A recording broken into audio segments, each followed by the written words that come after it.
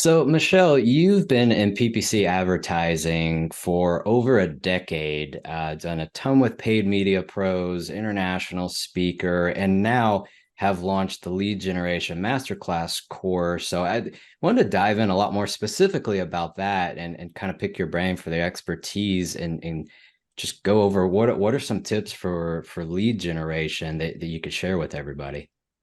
Totally. Yeah, that sounds good. All right, let's go ahead and dive right in. So the course hits a lot of different topics. I guess what's a high level summary you can give?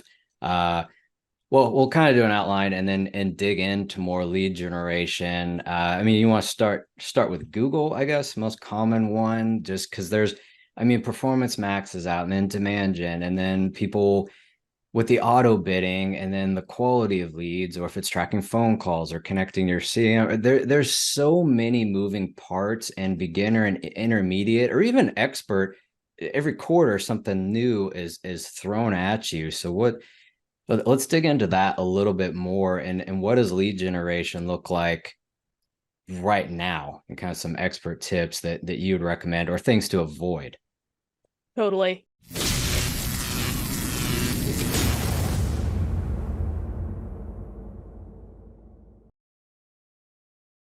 Yeah, and that's part of the reason that we wanted to put together the course. Joe Martinez, my co-paid media pro, and we've Yeah. been doing lead generation campaigns for the majority of our career. We just haven't focused on ecom because there was always somebody who did it slightly better than us. So tried to focus on lead gen, and we just ran into a lot of the same issues over and over again. A lot of them coming back to a number of the challenges you're talking about, right? So many of the new tools that Google Ads specifically is rolling out, like Performance Max, Demand Gen, at the time, discovery campaigns, that sort of stuff, a lot of those can generate leads. The problem is that they're not very good leads. A lot of Yeah. the leads from the Google Display Network just aren't great. And It's a that's polite way to partially, say it. yeah, you got to be diplomatic, right? Yeah, we don't get banned here, so Right. they're not Absolutely. good. No, they're not. They don't turn into revenue nearly at the rate that you would hope that they do. And that was just something that we kept seeing being an issue is we would have clients that would have really successful search campaigns or maybe some paid social campaigns, but then we would try to get anything kind of beyond those easy bottom of funnel channels, and then it would just fall apart and nothing would work and you couldn't really scale. Yeah, So what we tried to put together the course for is to do a few things, kind of prep people to understand that if you don't feed the top of the funnel, you won't have the bottom of the funnel. But then also try and talk through some of the strategies that might be really in the news and really popular, but work really well for e-commerce, but just don't work super well for lead gen. Like Performance Max, now that it is the solution for shopping campaigns, with all of the automation that it has going on, the fact that when somebody in an e-commerce purchase actually makes that purchase, the revenue is there, everything's done. yeah, That's a really easy thing for machines to do because it's all immediate. They don't have to wait for anything like that. But the problem with lead generation is sometimes that takes a couple of days, sometimes it takes a couple of weeks. Or if you work with a lot of like big business enterprise like we do, it can take 6 to 9 months for you to actually see revenue. So yeah. there's a lot that goes into it that just makes it impossible for the platforms to automate and help you in the way that it would be for most other advertisers. Yeah, and there's been some recent publications with kind of feeding in your CRM info Mm-hmm. into Performance Max, which experts they're really mixed about that. Some people think it's we'll just say not good. We'll stick with the nice version of it. I It's like not that. good. Don't do lead generation Performance Max. Absolutely no.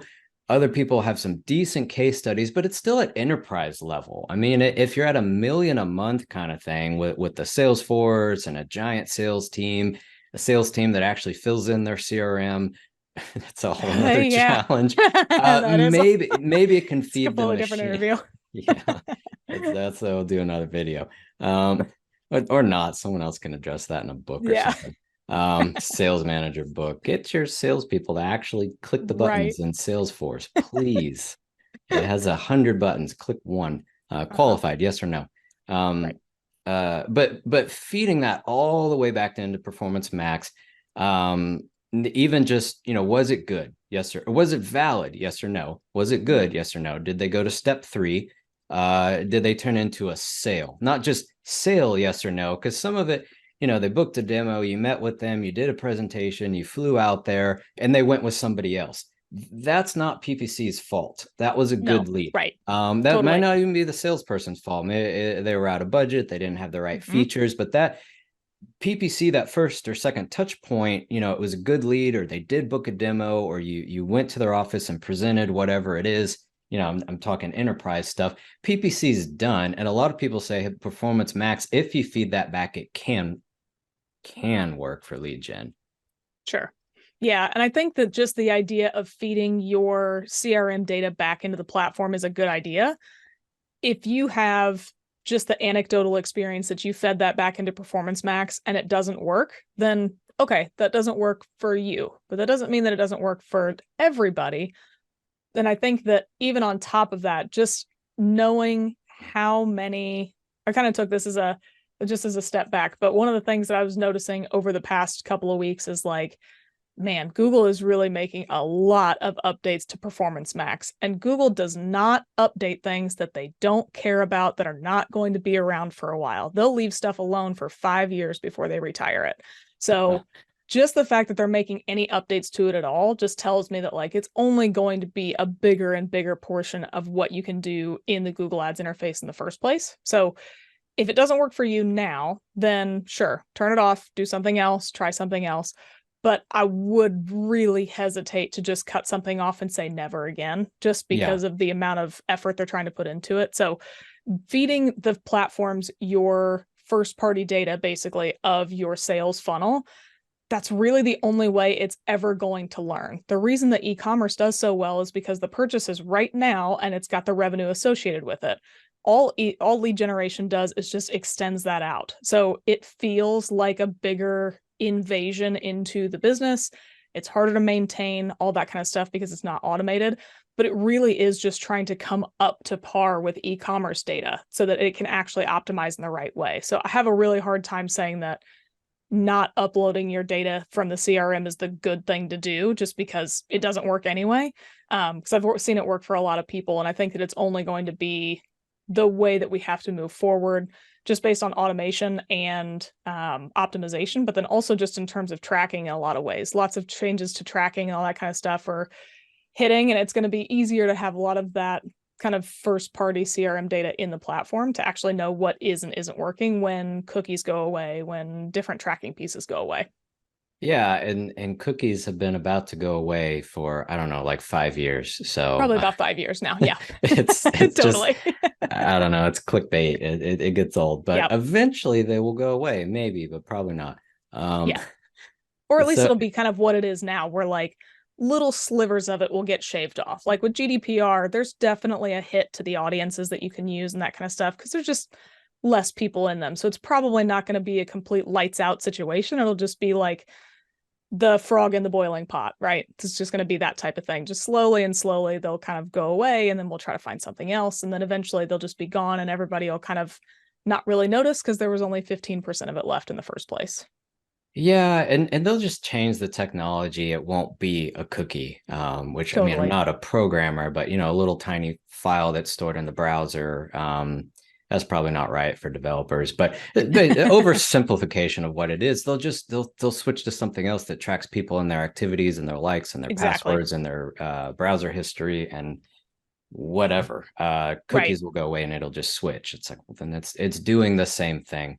And Exactly. I don't know who goes to a website and hits decline on the accept cookies thing. Like, I don't know who that Just person is. Like, no, I do not right. accept this. And, they've, and at that point, it's like, do advertisers care? They have ad blocker, they're using a VPN, they've got something else on top of that. And then just, it's so customized. Like, are you really missing that person in the first place that's so locked down, doesn't Right. have social media, probably? Mm-hmm. It's like, I don't know about this extreme. Or ad blocker, they just hate ads and all advertisers. I Totally. don't know if you're really losing that person. They Doesn't go seem to like it. Reddit for organic post only, and that's how they buy things. Or I don't Right. really know their sales cycle. So it's that. you're not really losing the people that weren't going to do it in the first place. But circling back, make sure we don't just go on a huge tangent here. Or probably will, whatever. You mentioned the CRM feeding it back into whatever platform you're doing. That's not just Google. Yeah. I mean, pretty much Nope. all of them do it. You address some of that in the course. Can you elaborate on that? Yeah, absolutely. So we talk a lot about making sure that whatever audiences of users you have that kind of make it to each subsequent step in your sales process are pushed back into the platform, just because you want to be able to then nurture that user with advertising and kind of bring them through the funnel. If you just blanket target everybody who's been to your website in the last 90 days, you don't have any sort of segmentation with any of that. So ideally, kind of the first stage is making sure that those audiences are in place for the marketing effort. But then on top of that, as you start to pass data back in, if you can associate that revenue data with the original source that it came from, and obviously attribution is a completely different tangent that I don't think anybody has a solution for. No. But any sort of like associated revenue with any stages is going to be really important. Like I have a client that I was talking to today that just doesn't understand why we would need to have any sort of in-platform conversion tracking, because they'll see it in HubSpot. So why would it matter? They'll see the leads that come through. It's like, okay, that's good for you. Your sales team can Yeah. follow up on it. But when you come to me and say, our cost per lead needs to come down, what can we cut?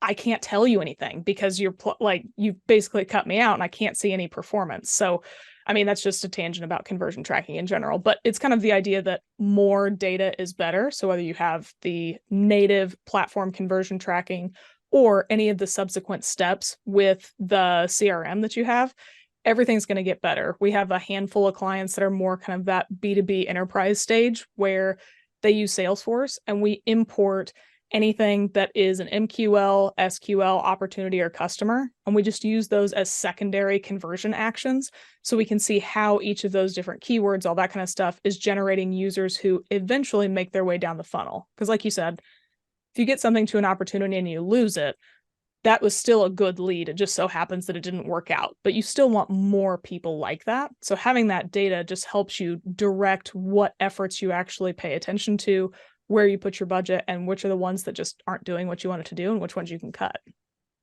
Yeah, definitely. And it really unpacked a lot of complex things there that not everybody, even experienced PPC or in-house or companies that are just watching this that want to learn more high level things. You talked about all these different touch points, and a lot of times if people connect the CRM, they kind of go from lead to closed. But you Right. mentioned a lot of other things that other advertisers aren't doing, which I mean, a micro conversion for another name for it, or different stages or revenue I've seen, but for enterprise that can take forever, and that's not necessarily a Totally. bad thing. It's hard to get return on ad spend. I mean, how do people segment all these different touch points with a lead and then put it all the way back to Google Ads or analytics or Facebook or LinkedIn or wherever it is? Because that's pretty complicated. I mean, how would you recommend segmenting that exactly? Totally. Yeah. So when it comes down to it, there's only a certain amount of controls you have. I think there's an upload window that you can have on Google. I want to say it's within the past. I'm not going to get it right because I think they changed it. I want to say it's within like the past 30 days. You can't upload anything past that. So you can't augment anything otherwise. So it's another reason that, especially for longer sales cycles, it's good for you to upload all of the different stages of the funnel, because you might only capture when somebody makes it through 3/5 of the steps as opposed to all the way through to revenue and that kind of thing. But you've at least got them directionally moving the right way. Um, but then in terms of the remainder of the optimization beyond that, having all of that data just in an Excel spreadsheet is going to be an easy way to do it too. Like, make sure that you have all of your tracking parameters in place, even if you can't pass it into the platform, which it might sound like a step backward to not have it in the platform, because I mentioned being able to see it in the platform, all that kind of stuff. But a lot of those different funnel stages we have as the secondary conversion action. It's not impacting the machine learning, that kind of stuff anyway. We're still making a human-driven decision as to where to get more aggressive and where to back off. So having it in an Excel sheet is not necessarily worse than having it in the platform. It just has a little less data points that it can touch to. But if you've got everything tracked from your campaign, ad group, keywords, ad creative, that kind of stuff, and you can map through the rest of the funnel and see kind of where things are moving there, that's going to be a good opportunity to optimize on those as well. Yeah, definitely. And you mentioned some of that it's more manual and just a human looking over it, which the Mm-hmm. humans are still relevant for PPC and web design, and AI didn't Absolutely. didn't take over yet. No. We're getting to like Terminator and the Matrix, which eventually we'll get there and whatever. Until the moment, we'll just keep doing PPC. Right. But as far as what do you recommend feeding back into the automation? Because you have the lead, and everybody Mm-hmm. does that with the automation, and then do you feed back in a secondary, or do you have multiple primary? For people that don't know, it's just like inside of Google Ads, you can set as primary or secondary. Secondary just kind of tracks it and you can see it. Primary is what it's optimizing for. But do you feed in kind of optimize for leads and then optimize for qualified leads and then optimize for leads that turn into sales, or how do you get, or do you put some of that back into the automation, or it's just optimizing to get leads inside of Google or Facebook or LinkedIn? Sure. So it depends on how quickly those turn into the qualified lead or MQL stage, whichever your company calls it. If things are within a week, something like that, then I'm happy to pass that in as a primary action. But if it kind of gets beyond that, it just gets to a point where the size of accounts that I work on don't have enough data to optimize on that if it gets longer than that. If you've got like huge enterprise, then you could probably use the entire window that's there, but it just doesn't work out as well for the accounts that I'm on. The thing that I do that helps to differentiate those two, because I'm sure some people might be thinking, okay, well, you've got leads and you've got MQL. So if you're optimizing for those, it's trying to go after them the same, and one person is technically both. And it's like, yes, that Yeah. that is true. So then the way to kind of differentiate that and kind of help segment out the performance and kind of tell Google what's going on is to give different associated values with your lead and with your MQL. So maybe your lead has an average value of $10 and your MQL has an average value of 100. When you pass that back in, you add in the conversion value that's associated. Google will take that into account to some degree. And then you can also test utilizing the target ROAS type of bidding strategy as opposed to just using target CPA. That's one thing that a lot of our Google reps are pushing right now. And if you've got the data, it can work really well. If you don't have a lot of data, you don't have a good sense of the revenue that you've got there, probably not the best, and target CPA can be pretty good. But the thing that I think limits a lot of people is they think they have to have the exact return on ad spend that they have for their leads and the exact value for MQLs and that kind of stuff. It doesn't have to be perfect. It just needs to be pretty close. And that's something that we pretty regularly review to understand what the value is. Google actually came out with a tool recently. I don't know where it is offhand. I'd have to find it.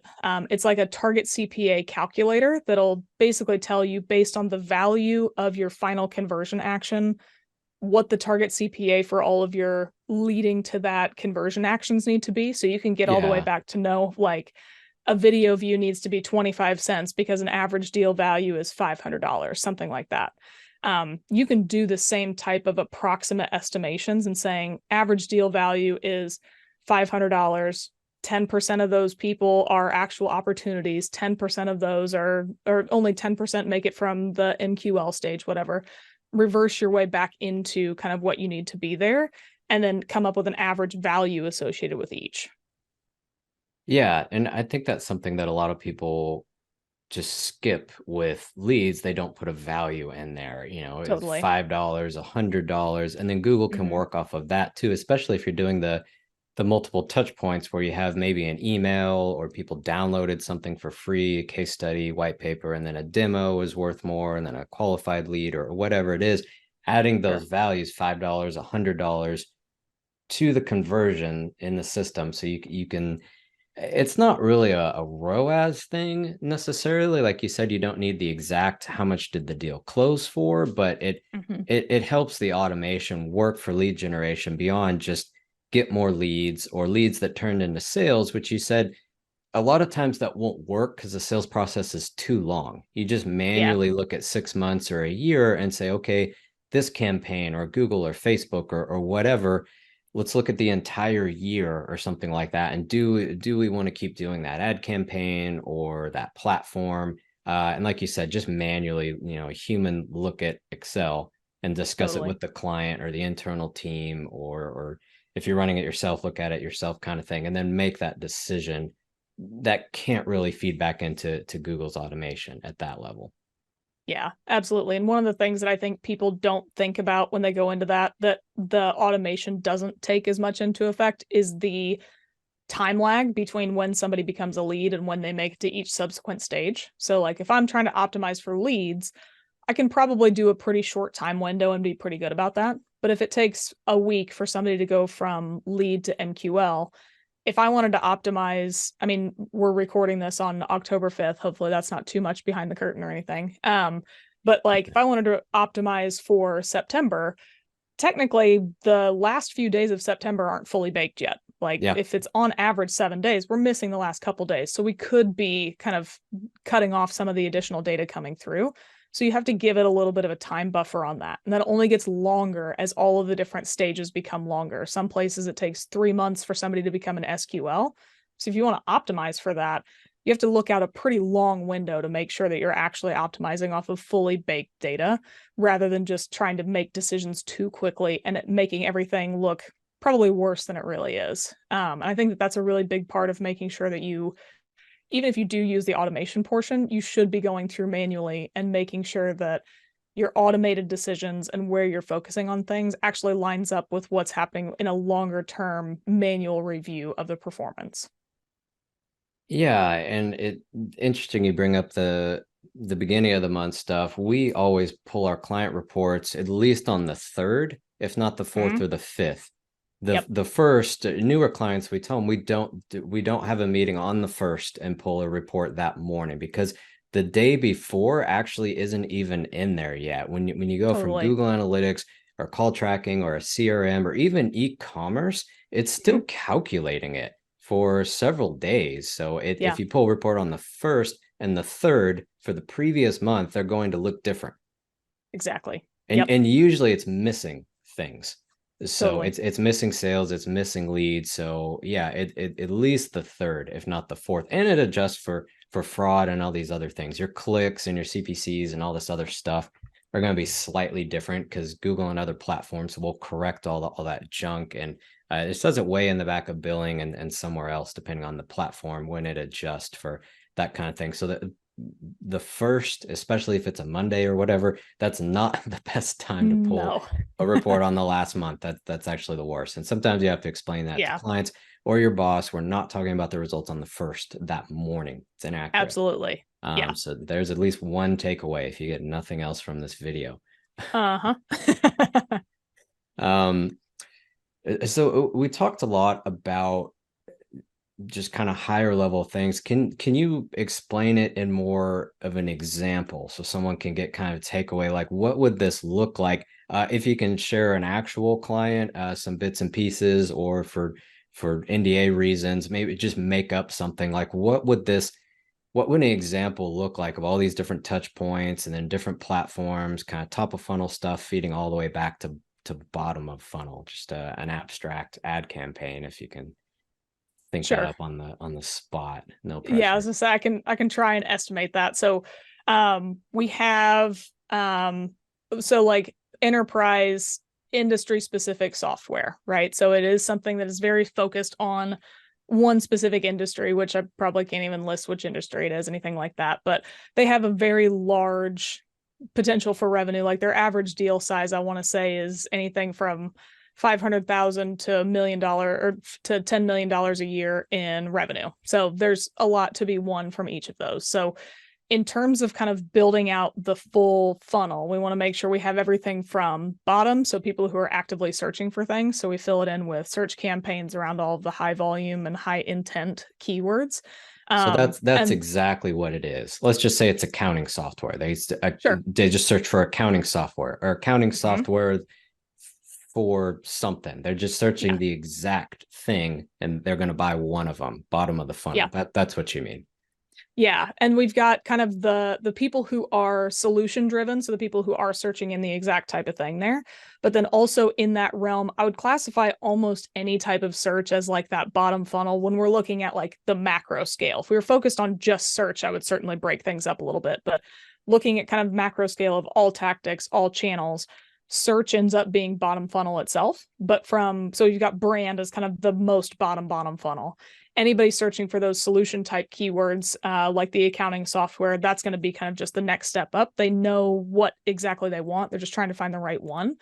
But then in that group, I would also try to find people who are problem focused. Like they don't know what they're doing. It's like you need to clean up your accounting books or get paper or get like your accounting books done throughout the year or something like that. Whatever the type of thing that people would search for. That are problem focused, or anybody that's trying to look for specific features or benefits or something like that, trying to focus on all those types of keywords. Those are going to be the people kind of at the bottom of the funnel. And then as we move up, well, sorry, we'll go back down. The call to action for those people is probably going to be pretty far down. So we're going to be using like a demo request or a free account or free trial, something like that, whatever your business model is. And then as we go up the funnel, we're trying to find people who are potentially looking for like either even higher mid-funnel types of keywords. Sometimes those fit in. But then also looking for people who are reading types of content around accounting, or they're interested in accounting as based on the machine learning from the platforms, that sort of thing. Maybe they interact with a number of different brands. You can use like a custom segment in Google Ads to come up with a number of the non-brand keywords you have, or maybe some of your competitors, or even your brand, something like that, to create a prospecting campaign for people who aren't searching, but have been deemed interested in that sort of thing. So that'd be a display in YouTube, just target people that have Yeah. been to competitors' sites, which just side note, that's not, it says similar right there. It's not Yes. literally Yeah. they went to the Not competitor's exactly. site Yeah. yesterday, kind of. Um, Mhm. so that'd be display or YouTube or something like that, custom audience. And Right. that's just people like you should be the right audience because you looked at Mhm. accounting software or you're on salesforce.com. So you have a CRM or you need a CRM or something like that. Yeah. Um, what about with search? Where do you put competitors? Is that middle or bottom, or what do you think about bidding on competitors? Totally. So competitors is a thing that I will always leave it up to the client. We actually have a video on the Paid Media Pros channel that goes through like all the pros and cons of competitor bidding, because it is a question we get a lot. Yeah. So you can go check that out. But the short of it is, I would say that competitor bidding is going to be more bottom funnel because they're still in that solution oriented piece and they know what they want. The biggest thing I would say about competitor bidding is you can't just show up in front of your competitor keywords and say, look at me, look how great we are. Like you need to point out why you are better than them. And it needs to be an area where you can compete. I have a handful of clients that will compete on certain metrics where they know they win, and you just don't mention the ones where you don't win because you don't want to draw attention to the fact that like, yeah, yours might be cheaper, but theirs has all these different bells and whistles, or vice versa. I mean, if you're more expensive than your competitor, you better be able to back up why, or you shouldn't be bidding on their terms, because people are just going to look and realize, well, they're more expensive and they don't have anything else cool. So why would you do that? But in my mind, that's usually a little bit more bottom funnel.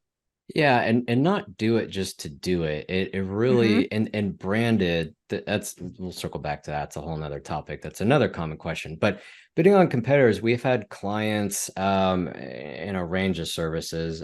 We do a lot of home services, for example. Some of those it doesn't matter. You're kind of, there's ABC plumbing and they have every billboard in town and people just Google ABC plumbing. They Yeah. really don't care. They're just like, I hear the ads, I just Googled it, or real estate or whatever. They just throw it's like Kleenex, it's just Yeah. brand is associated with the thing. It's a facial tissue. Yeah. Um, so they Google it and they don't care. Or the giant company isn't available, they're too expensive, and you're the second or third call, which is fine. Show up next to Mm-hmm. their name. And you could steal that or say, you know, we're cheaper, or in that example, no trip charge, free estimate, $50 something or other special. So it Totally. stands out, and you just stole that traffic. If someone else even calls, I was looking for ABC plumbing. It's like, well, we're XYZ. We can be out there right now and we're cheaper. So Yeah. please train your staff not to say that's not us. Goodbye. You know, you got a Absolutely. competitor person on the Yeah. phone, could say Yep. something. Yeah, train your staff properly. Hmm. But so that can work very well. And we've had the reverse. We say clients, do not do that. Again, we'll just stay with the home services. They're, you know, where's my tech? They're a half an hour late. What's going on? I talked to so and so. Can you transfer me? And they're garbage calls. So I say, Oh do yeah. not bid on competitors. So it's same answer as, oh, it depends.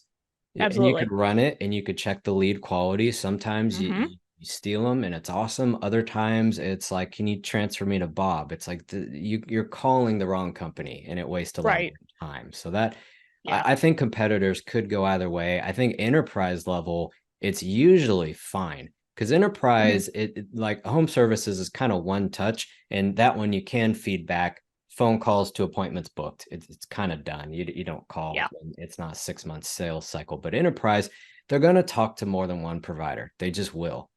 Yeah. So bidding Totally. on a competitor, that's not really a bad thing. We know you're looking at them, and then write that ad to show how you're different. Not just this. They know your accounting software, like what's different, kind of thing. So Exactly. I think that one can go either way. Um, Okay, so we sorry to interrupt. We cover competitors.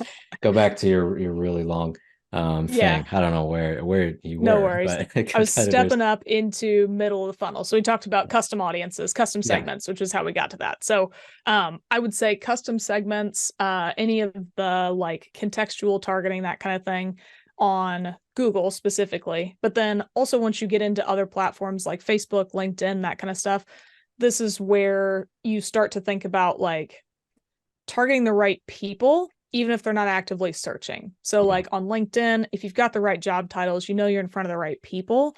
It just so happens that they're not actively looking for you. Facebook is probably going to be more based on like a lookalike audience or something like that, just because their interest targeting isn't nearly as robust as it used to be. Going back to some of that Yeah. privacy stuff we were talking about, which really sucks because it used to be awesome, but it's just not as good anymore. No, they got Um, sued too much, which is funny. yeah. I see people complain in ads. They're like, I'm not looking for accounting software. It's like, well, you know, iOS and about 100 other things. I Mm-hmm. have no idea who you are and what you like. So deal with it. Totally. And Yep, remarketing, I exactly. don't know that you bought it. So you're going to see the ad for the thing you Mm-hmm. just bought because of Exactly. privacy. You're welcome. Yep. Don't complain. Yeah, you're welcome. I'm so happy that your ads are less relevant now, and now Yeah, you're it's even like, more mad than you were yeah, beforehand. it's like I can't track you. So you're just gonna Uh-huh. see, I see the ad, hey, gym Right. owners, we can fill your gym. It's like, I'm not a gym owner. Why do I Right. see this for the last 2 years? You can thank Alex Hermosi, which Yes. ironically I reference in like all the videos I do. I don't know why. It Just just keeps keeps coming coming back. You just up. got a real sore spot on He's that one, just, don't you? yeah, I don't know. No, it's mixed feelings. He's just all over the internet. Uh, Yeah. but and I see that gym owner, hey, gym owners ad. I'm like, why have Mm-hmm. I been seeing this for two Why is years? this This here? this Right. targeting's terrible. I Mm-hmm. think it's just Yeah, Facebook admins and just blast it, or like business probably. owners. I don't know. And the Yeah. algorithm will just figure it out and eventually Uh-huh. stop showing it to me. Yeah. It'll figure it Maybe out I should own a eventually. gym. It's right I was there. gonna say And I maybe it's can, just your sign to just like open a it's gym. the secret to how to fill it and make a million or what. I don't know. I skimmed the ad. Whatever it is. Yeah, so That's too funny.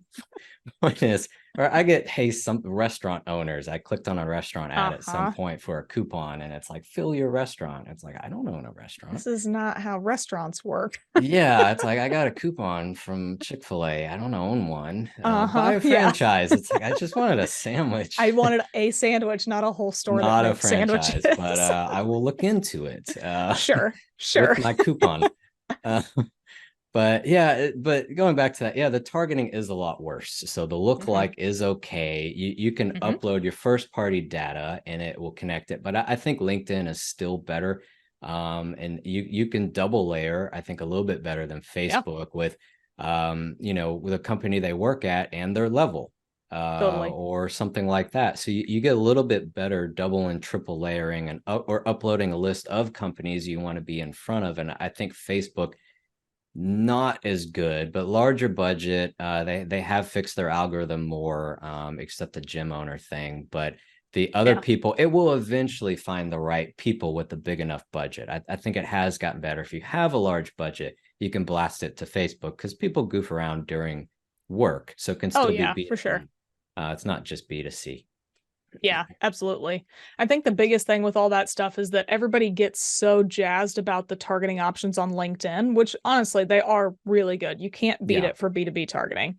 But they think that because that targeting is so good in comparison to other platforms, that they treat it like bottom of funnel, which it is not. Those people are no, not actively looking for you. So, like anything in that kind of display phase with those custom segments or Facebook targeting or any of the LinkedIn stuff, you're going to have to offer a softer call to action and start to build out your funnel and then retarget those users later, just because it's just not going to be the right touch point. And in yeah, a lot of ways, even if those users are the right ones, they still don't want your white paper. I've had so many clients tell me that lead generation doesn't work for them and that kind of stuff. And like the biggest thing is, I have to say, it's not a function of the PPC managers you've had run this in the past, because they usually bring us in because it hasn't worked in the past. It's like, mm-hmm. honestly, I'll just tell them flat out, everything these people did is exactly what I would do. This piece of content just sucks. Like, it's your content Yeah, team that's making this the problem. So you need to make something that's actually appealing and useful and not serving you. Like, what benefit are you giving those people? Like, they might not want to download a 30-page brochure on how cool your software is. Like, they don't even know you. Why yeah. do they want that? It needs to be something that's a lot more relevant. I know people love an industry report. They always like to know how they're compared against all of their competitors, all that sort of thing. Or just anything that kind of speaks to their market as a whole. Those are usually pretty enticing. Anything that's really digestible and easy to look at and can kind of be designed. So, like an infographic or a checklist or something like that. People go nuts for a checklist.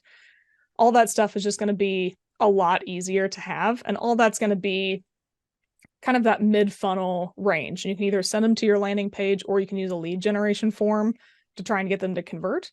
And anything kind of above that is going to be a lot more of the awareness play. And if you just don't see people converting on any of your other actions, taking a step up with your tactic, maybe not the audience, but the tactic, and using something that's just like a video ad for views or just trying to get people to like subscribe to a newsletter, something like that. A really high level action where you can target people in a cheaper way, since you're not trying to get them to convert on a specific thing.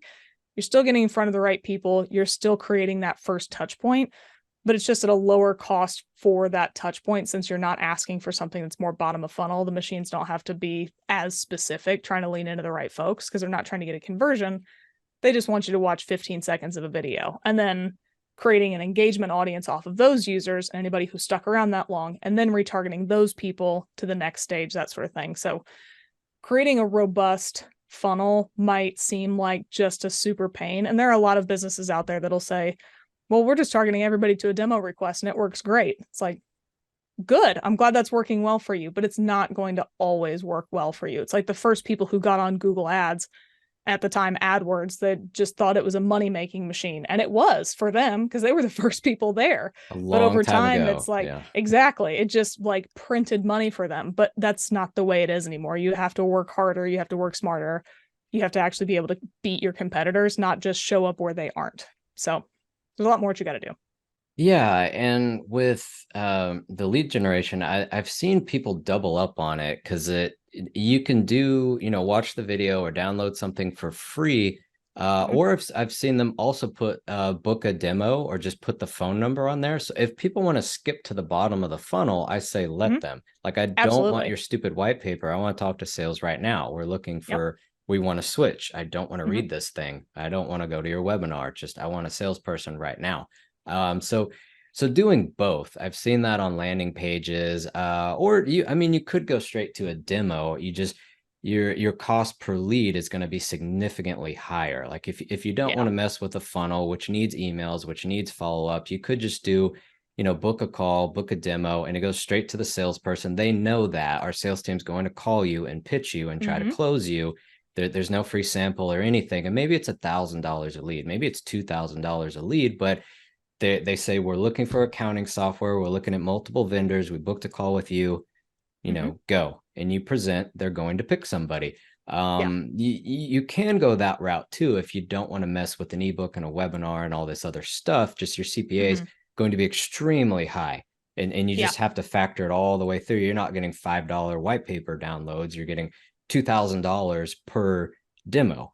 But if Yeah. it's $100,000 product, and you factor in your closing rates and all that, it's like, I'd rather just do that. I have a sales team, ads, that's it. I don't want to get involved with an ebook and a webinar and all this other stuff. You can do that, and we do that for Mm-hmm. some clients. It's just Sure. even YouTube, custom audiences, LinkedIn, it just goes straight to it, Mm-hmm. and they didn't want to build the whole funnel thing.